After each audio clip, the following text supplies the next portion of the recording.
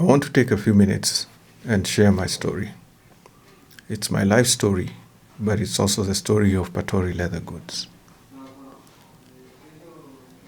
I started schooling in the late 70s, 1976, elementary school, 2 years, and then 1978, I joined Lenana Primary School in Nakuru. So the initial stages of school were like for every other average kid, a time of playing, making many, many friends. Academics for me didn't click. That's not the reason why I was going to school. If I looked forward to anything, it was for the designated times for play and making friends. I was an E student. I never came out last in class, but I was second to last many, many times. I remember back in the day when we would do what we used to call terminal exams, they would give us all our papers back, and my marks would hardly get to 100. I'm serious. Like maths, English, Kiswahili, we had GHC back then. You put all those marks together and you end up somewhere like 98, 99 out of, I think it was 700. And the funny thing is, like I said, I never came out last in class. There was always this one kid, not the same kid, but there was always somebody that I beat. And that's just God's grace that I never was 100. But we had about 100 and something kids in the 3 streams, so 101 out of 102 or 103 out of 104. Those were the kind of numbers that I was always coming out to. So proceeded class 1, 2, 3, 4, and 5. And if you remember, if you're old enough to remember what used to happen, whenever you performed very poorly, there was a group of students in the back of the class who were recommended to resit the class. So you would not be promoted to the next class. So I was asked to repeat class 5, Lenana Primary School, which I did. That didn't help much. But I went through the second year of class 5 and finished. And out of the school's own decision, I wasn't good enough, but they allowed me to proceed to class 6. And so I did. But first term of class 6, my marks were so bad that it got the attention of the school's principal. We used to call them headmasters. His name was Mr. Onyango, and so he made it his point to come to class and see who this kid was. So he comes in the middle of a lesson, walks straight to where I was sitting, asked me to open up my desk. He looked at all my books, and a bolt of wisdom came to him, and he decided that I had missed something significant in my foundation as far as academics are concerned. So he recommended that I go back to class 4, not even 5. In his wisdom, I had missed the foundation, and I needed to get that foundation. So mind you, by this time, the cohort that I started primary school with, they're in class 7. And here I am back to class 4. And I spent an entire afternoon with those little kids in class 4. And it felt very much, if you know the story, Gulliver's Travel, where he ended up in a place where he was a giant and there were all these little guys. That was a feeling. But it was also hard. I think I can safely describe that as one of the most painful days of my life. Being in class 4, it was so humiliating. And so I get home in the evening. I share my predicament with my parents, and mom tells me, okay, don't worry, we'll go to school tomorrow and we'll argue out your case. And that's what we did. So my dad and mom, we got into the car, drove to school, and I don't know what transpired, because I proceeded to class 4 and they spent hours in the office staff room. At the end of it all, my mom walks up and tells me, pack up your things, we are leaving. And that was the last day that I was a student or a pupil at Lenana Primary School. So I went home. We didn't debrief much, but all I picked up was that my parents were not going to allow me to stay in class 4, and that the head teacher had stayed put. He decided that the only way I was going to continue in that school was if I continued my studies in class 4 and get the foundation that he wanted me to get. So what followed was a period of about 4 weeks where I was home, not going to school, again, very humiliating. Every other kid in the estate was heading to school, and I was just staying back home alone.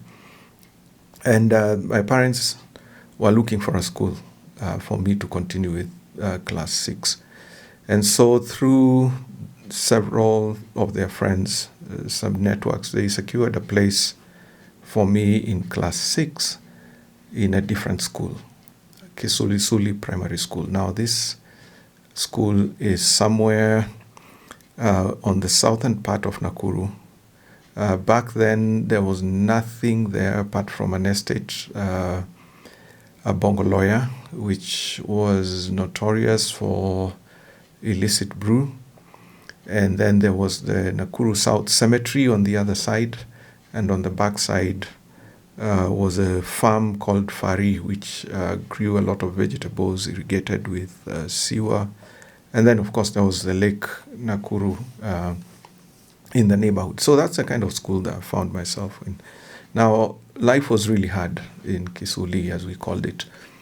And I got a place in class 6, but my performance was still not where it was supposed to be.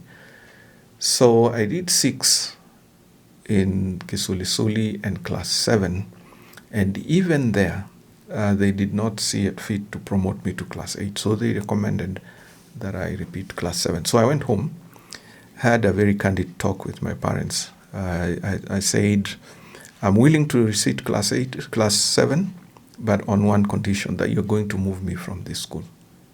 So the only option that was available back then was for me to join a school, Creta Primary, which was very close to where we used to live.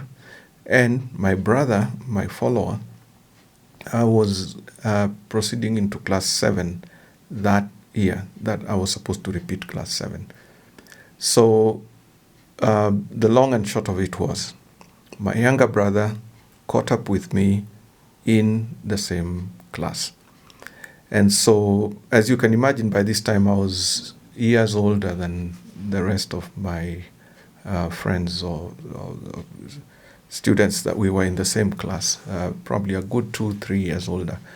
And life was interesting in this school. There was very little punishment. Life was much, much easier. We were a much smaller class. I think there were only 24 of us in that class. And my academics still continued to suffer. And what was humiliating for me this time round was that my younger brother was beating me clear and square every exam. Actually, my index number, back then we used to issue index number based on performance. I was 22 out of 24. So things didn't change much. So I went through that bit of life. Again, very, very difficult time in school because the concepts were being taught, but I was not catching anything. My spellings were awful. I remember Mrs. Mbogwa. She loved dictations. Every morning before she started her English class, she would issue a dictation, and I was always getting literally 0. And I really tried. I was trying, but I was always getting 0s. So when we sat class 8 in that school, I got interesting marks.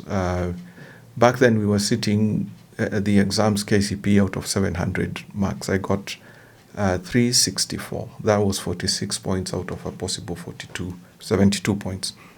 So in today's equation, probably 250 marks out of 500, they're about not very good.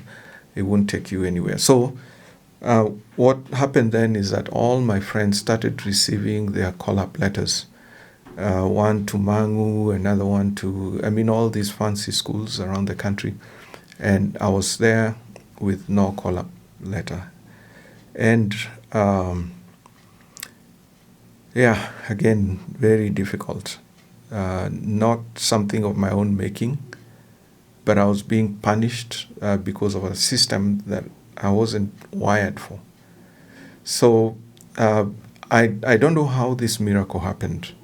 But one day, my younger brother, the third born in the family, came back home with a letter. He was still in the same school we were, calling me up to an interesting school, Rongai Agricultural and Technical High School.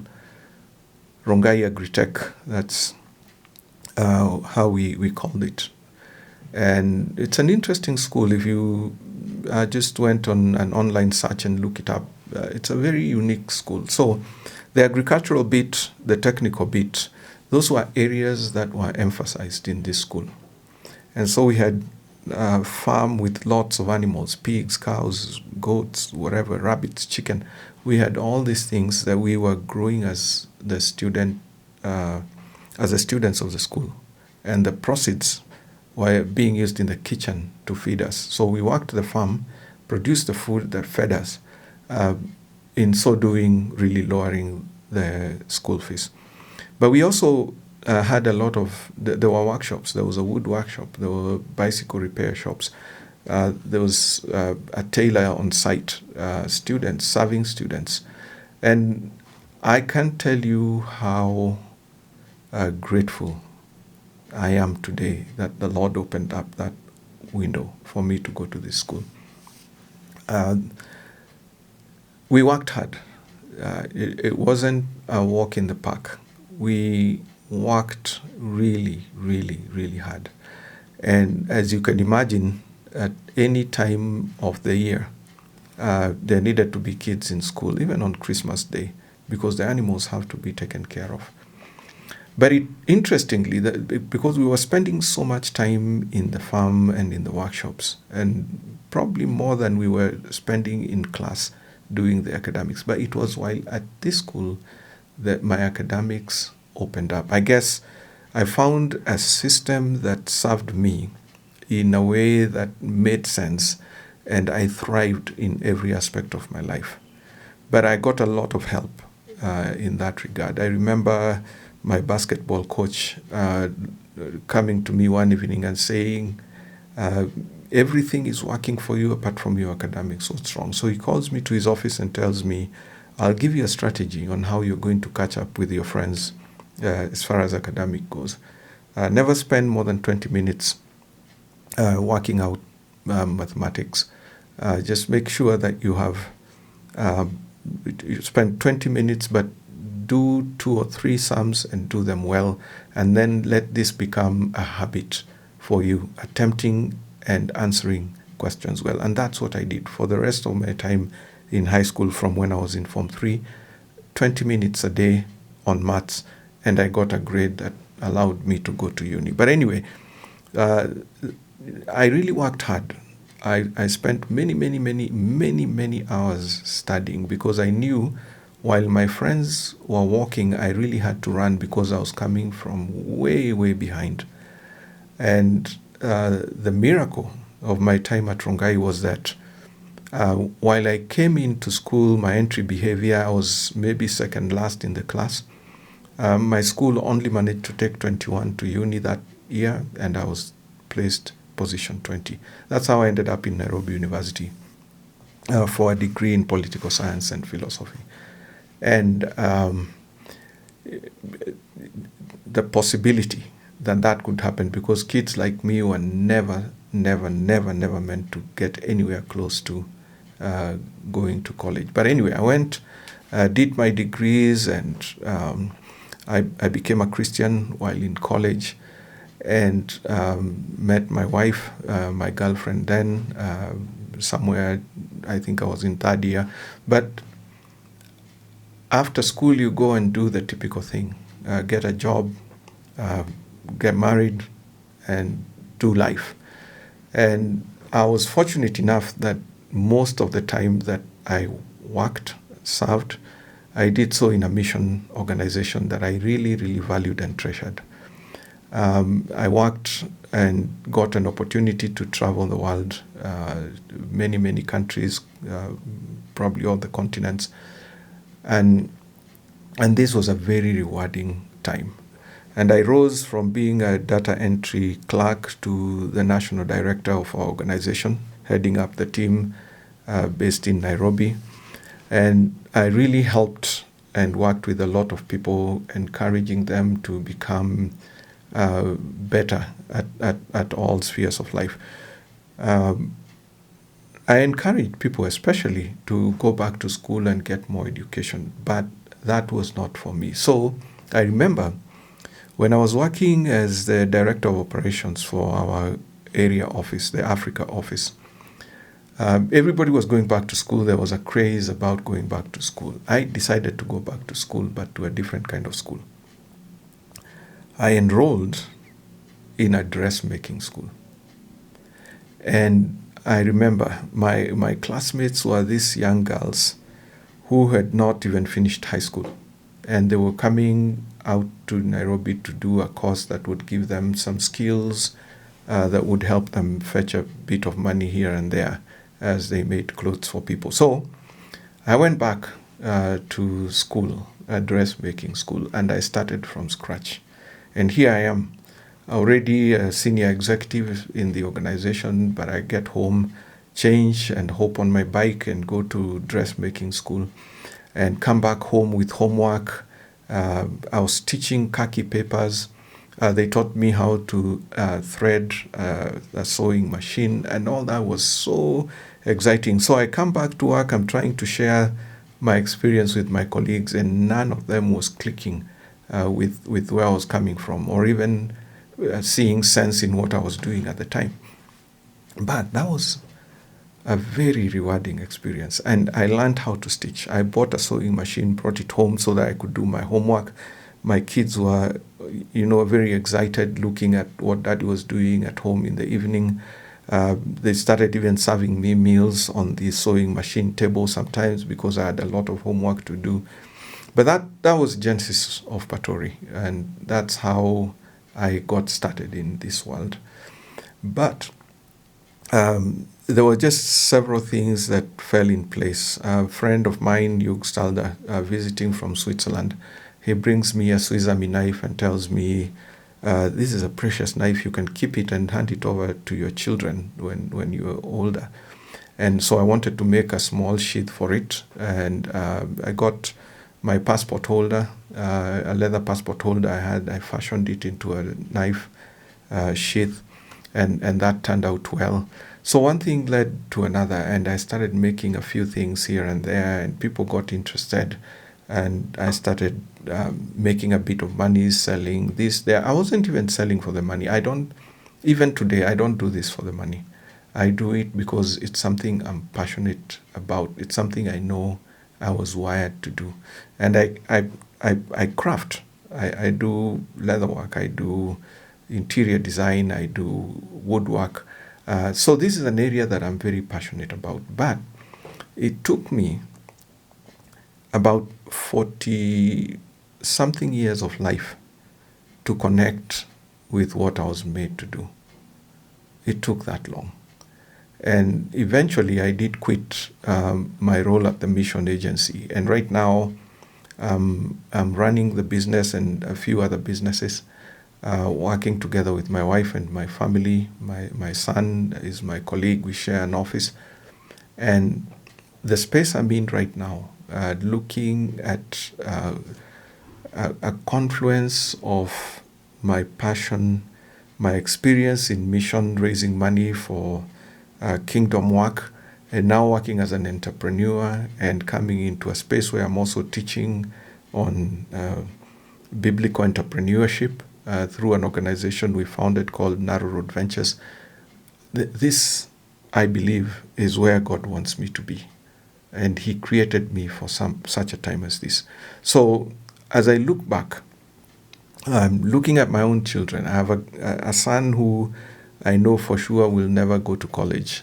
He finished high school. He was even asking us if he could drop out of high school because he knew what he wanted to do. And we came to an agreement, go get your high school diploma, and then we'll support you in what God has in store for you. And that's exactly what we are doing with him.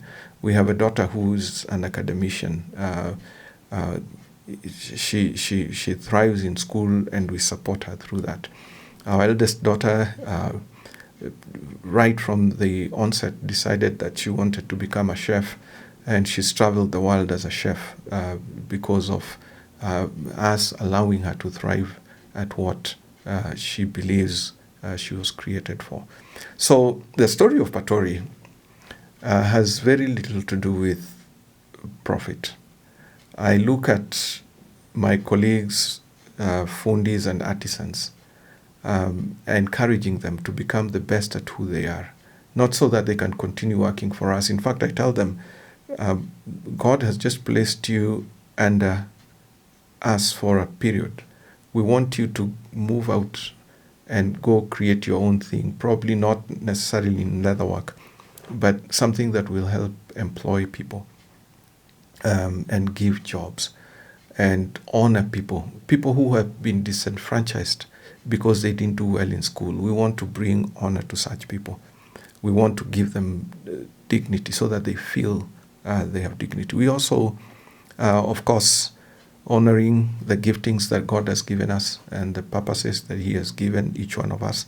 My prayer for you would be, may you be where God wants you to be, doing what He sent you here to do, because He has equipped you for that. If you're not in that space, you know it. You will know it for sure. Would you go back to Him, establish a relationship with Him, and let Him guide you into that which He has in store for you? We also want to do business in a way that honors God, our processes. We know that we do business in an environment where things tend to be done under the table many times, but we want to be different. We want to do things the right way. And we are also here for the products. We want to create products that are impeccable, good, high-quality products that can compete with any item anywhere in the world. That's what we want to do. We have been known to create mediocre things. At least that's a perception. We want to change that narrative. So money for me is way in the periphery because I believe as we do these things, God has a way of rewarding us with enough revenue to keep things going. And my wish for any child going through school is that your experience will not be my experience. I was very much a square peg being forced into a round hole, and I made it through academically, but I wish there was another system that would have gotten hold of my hand and nurtured that which was inside of me and brought it out. So here I am, 51 years old now. As a fundi, I love my sewing machine, I love crafting, but I had to go the wrong route to get to where I was supposed to be. Now, I don't take that whole experience for granted. It has taught me a lot. It's an experience that I'm sharing with the world right now of what I had to endure just to find my place. The fact that God used me for 20 years to minister to communities around the world is something I cannot trade for anything. Just ability to bring God's life-changing word to communities around the world. And I had an opportunity to work there for 8 years with my wife, and together we really felt used of God in that regard.